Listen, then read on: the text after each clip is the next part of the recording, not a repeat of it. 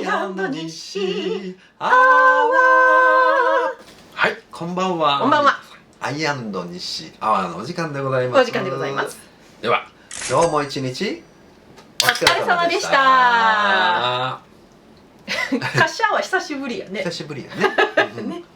はい、今日の話題はですね、いよいよミュージカルファンの方は待ちに待ったという方も多いのではないかなと思います。レイ・ミゼラブルの、再演が、今年の12月からですかね、帝国劇場で、公演が始まると。いやー、いいですね。そうですね。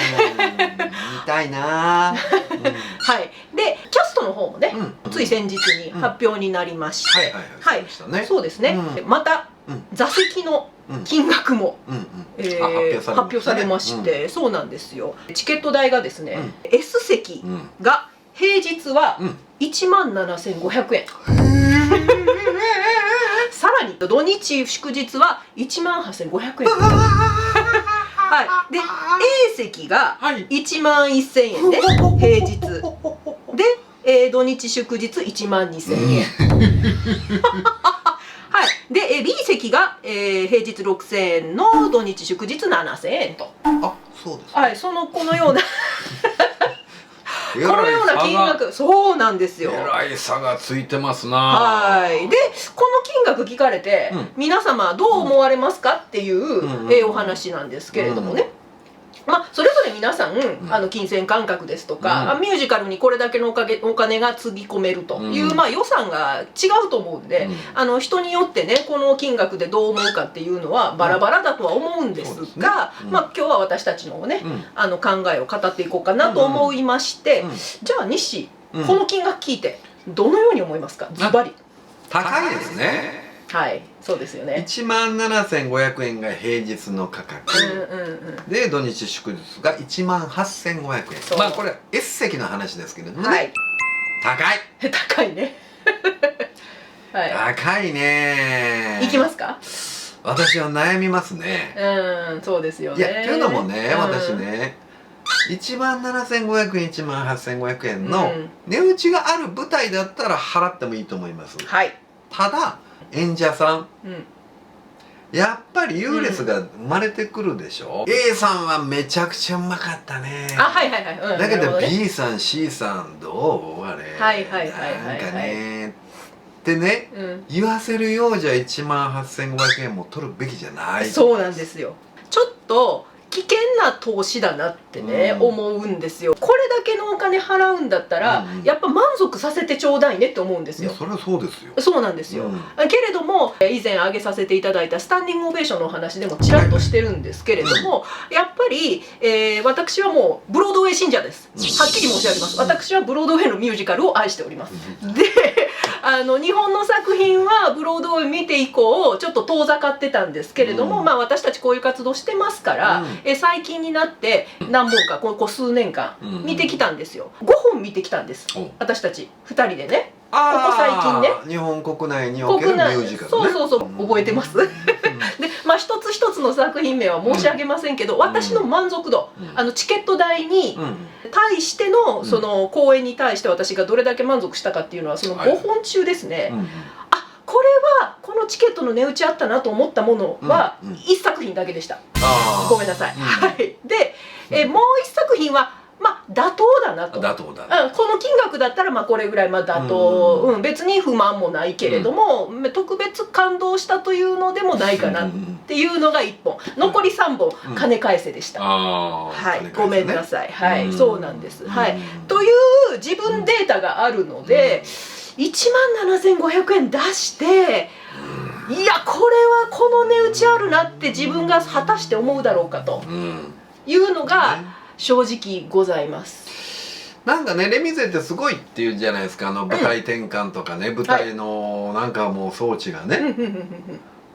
いや愛ちゃんからいろいろ聞くんです。私はレミゼの舞台は見たことがないのでね。映画だけよね。映画だけしか見てないんです。だから舞台で見るということ経験ないんで、でも見事よって言うんですよ。場面転換とかね。そうですね。カビではないんですよ。カビではないけどよく考えられてるなって思うんです。はい、レミゼに関しては。はい。そうそう、私も宝塚さんをね、初めて拝見した時に、うわーすごくよくできてるなって感想をね得た人間なんで、はい、ああやっぱりもう直接足を赴いて、はい、見たらやっぱそれなりの感動がね、レミゼさんあるんじゃないかなとは思うんですけれどもです。どうもです、やっぱりね演者さん全員ねもう漏らすことなく、もう抜群にうまくないとダメですわ。この金額ならね。ミルクちゃんごめんね。ミルクちゃんごめんね。抜群って言ったら抜群。びっくり。西アワー with オカメインコ。見てみなきゃわからないじゃないっていうふうに皆さん思われるかもしれないですけれども、よっしゃいっぺん見てみるかっていう金額じゃないんですよ、そもそも。じゃないのよ。そう思いません？思いませんか？だって A 席の11000円、12000円っていうのがついこの間までの S 席の金額だったなって私思うんですよ。なるほどね。そうなんですよ。だからすごい値上がりしたなって感じるんですけど、私ちょっと今日このトピックを話すにあたって現在のブロードウェイの座席のチケット代っていうのを軽くですけど調べましたら、ブロードウェイでもこれと同じかそれよりも高いぐらいでした。大体一緒ぐらい。同じぐらいです。もしくはそれ以上。もしくはそれ以上です。だからやっぱり業界全体的に上がってきてんのかな。なるほどね。それも世界全体ミュージカルというものがねっていうふうに思うんですけれども、でその業界全体ミュージカル全体っていうふうに言いましたが、私まずそこでそもそも思うのが。やっぱりコロナがあって、そうね。その間って劇場を閉めなきゃいけなかったじゃないですか。そうですね。暗黒の時代でしたもんね。そうなんです。劇場まで足を運び、人が集まって見るっていうタイプのエンターテインメントっていうのが一切楽しめなくなった時期に。逆にお家でも楽しめるエンタメってすっごい増えたなって思うんですよ。そうでしょうね。そうだからこの YouTube もそうだし、もともとテレビもあるけれども、いわゆる映画のサブスクとかもたくさんあるし、すごくいろんなエンターテインメントが安価でね、身近にね自宅で楽しめるエンタメが生まれてきた中で、やっぱりその開きがね大きすぎるなって感じるんですよ。いや私ねその話の流れで言わせていただくと、映画館によく行くんです。映画館はコスパがめちゃくちゃいいですよ。はっきり言って、あれだけの大スクリーンのみならずですよ。IMAX っていうのは皆さんご存知だと思います。音映像がね素晴らしい。そこの IMAX with レーザーとかね、IMAXスクリーン X とかですね。いろいろね映画館業界もね手この手でねもうお客さんに来てもらうということで、没入感というものをやっぱキーワードにしてね本当に努力されてる。今一般チケットが2000円ぐらいするんですけれども、やっぱりちょっとプレミアムね、IMAX だったりすると2600円とか、スクリーン X にすると2700円とかします。でもね2600円700円であれだけの没入感、あれだけのもう CG でもうわーっとね、もう圧倒するような映像2時間もう堪能できるっていうのはコスパがいい。だってその2600円だったら、例えばその作品が面白くなくても、期待外れであっても別に金返せって思わないじゃないですか。ちょっと今日は外れ引いたなって思いながら帰れるんだけれども、ミュージカル17500円で劇場まで足運んで、映画館だったらね最寄りの映画館でいいですよ。けれども劇場ってねもう本当にそういう場所ね、東京だったら帝国劇場とかね、で大阪とかだったら梅田芸術劇場とかね、いろいろ宝塚芸術劇場とかありますけど、そこまでわざわざ皆さん足運んで1万何がしかのお金払って見て期待外れだった場合にやっぱりねちょっと怒りにも似た感覚が湧くんですよ。どうしてもね。私前のね動画で話しましたけど、もう本当にふつ怒りが湧き上がってきて、スタンディングオベーションなんかするかいっていう感じのね。だからね、私思うんですけれども、この金額でレミゼ行くって思う人は私ね3通りいると思うんですけど、そういうタイプの人ね、まずはレミゼという作品が大好きっていう人、大好きな人ね、その人がまあ行くでしょうっていうこと。それは行かれるでしょうね。もう一つのパターンとしては、レミゼに出られてる演者さんがまあ推し活してる人であるっていうパターンですね。これ最近こういうタイプの方多いなって私感じますね。これが2です。で3番目も1万7500円1万8500円へでもないって思えるようなお金持ち。へでもないお金持ちになりたいな。なりたいね。この3パターンだと思うんですよ。なるほどね。で私はじゃあどうかっていうと、もうこれだけね「アイ&ニシデュエット」っていうねミュージカル専門チャンネルやってるだけのことありますから、もうミュージカルに対する愛情とか思い入れこだわりっていうのはまあちょっとそこら辺の人とは比べ物にならないと思う。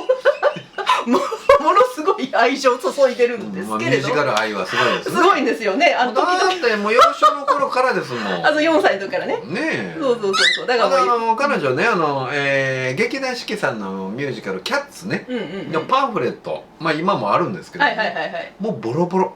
そう初演時のキャストのパンフレット持ってるんですよ。ボロボロ。もう本当何回も見たであろうというね。もうそのぐらいやっぱりねミュージカルにどっぷりハマってた。あれは捨てれないね。あれやっぱり自分のもう本当スタート地点なんですよ。自分にとってはパンフレットはね。まあちょっと横道それましたけど、それぐらいやっぱりミュージカルというものに対して思い入れが深いし、レ・ミゼラブルに関して言えば全曲そらんじられるぐらい。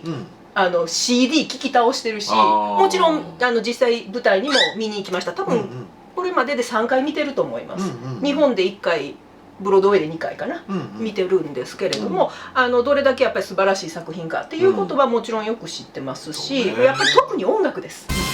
それはリッシーも映画見てるからね。レ・ミゼの音楽の素晴らしさっていうのはよく知ってるから。いや私ミュージカルなんていうのはね、もう正直ね全然馴染みがなかったのが、一回そのレ・ミゼの映画がありましたですよね。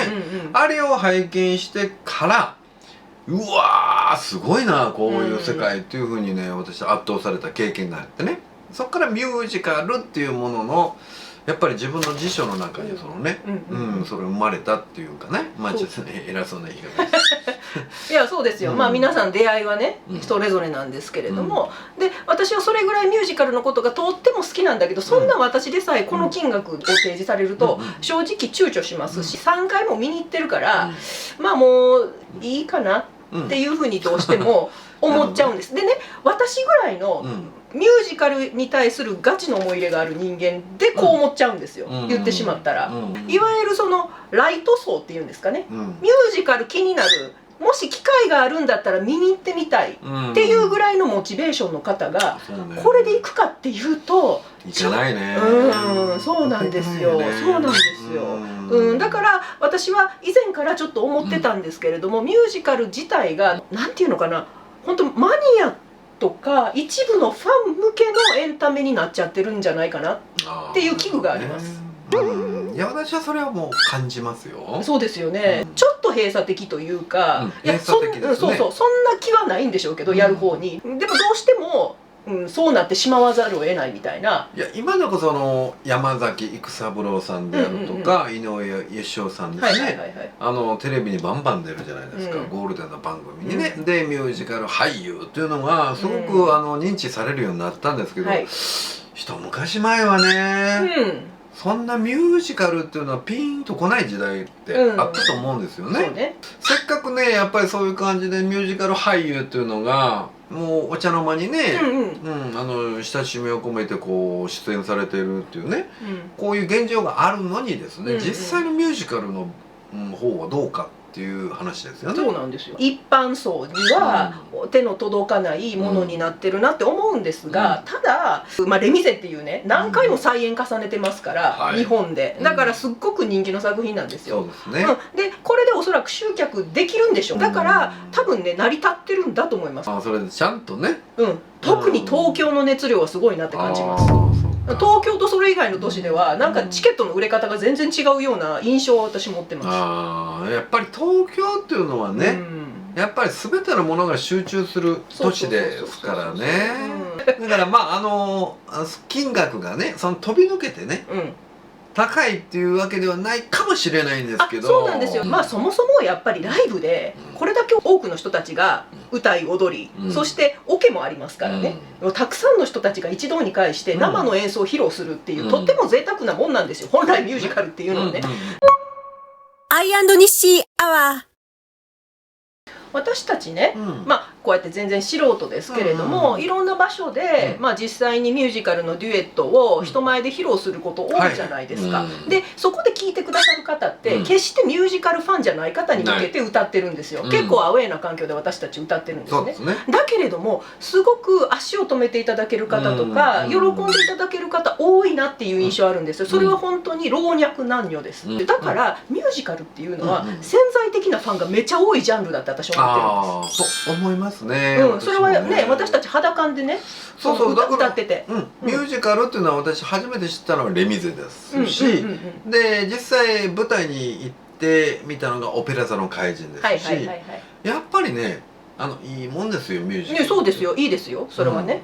なんていうのかな、オペラとは違ってすごく感情を揺さぶる、なんかストレートにね。オペラっていうのはやっぱりこちらがなんか何回も何回も聞いて歩み寄っていかないといけないっていうところがあるんですけど、ミュージカルっていうのはガシッと心をわしづかみするぐらいのインパクトがすごくあってね、熱量がすごくあって、それでねミュージカルってすごいなと思ったのがオペラ座の怪人でしたですね。まあそれは DVD でしたけど。DVD で見たやつね。1回2回見ただけでその世界の虜にね日誌もなったんだから、そうなんですよ。だからものすごい魔力持ってるんですよ、ミュージカルっていうものってね。潜在的なミュージカルファンは多いって私たちも思ってて、だからもっとこの金額が下がれば、もっと手の届く金額になればいろんな人にこうリーチできるって私思うんですよ、このミュージカルというジャンルはね。けれどもやっぱりこの金額にされてしまうと、もう本当に一部の方のお楽しみになっちゃって、ちょっとやっぱり閉鎖的な世界だなっていうふうに感じるんです。まあちょっと残念だなとは感じます。やっぱり幅広くいろんな方にですね、ミュージカルのその魅力とか面白さっていうことを知っていただきたいなと、こうやって活動してる身としたら思うんですけれども、でもおすすめですよ、見に行ってください、レミゼって言えないです、この金額。我々よう言わんです。そうなんですよ。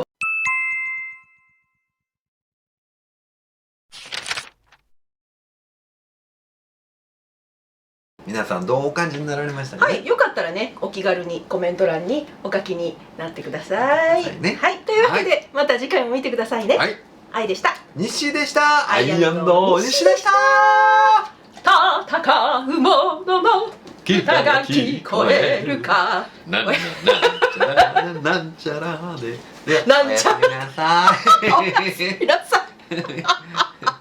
ご視聴ありがとうございました。よろしければチャンネル登録をよろしくお願いいたします。メインチャンネルアイ&ニッシーデュエットもご覧いただけますととても嬉しいです。それでは次の動画でまたお会いいたしましょう。おやすみなさい。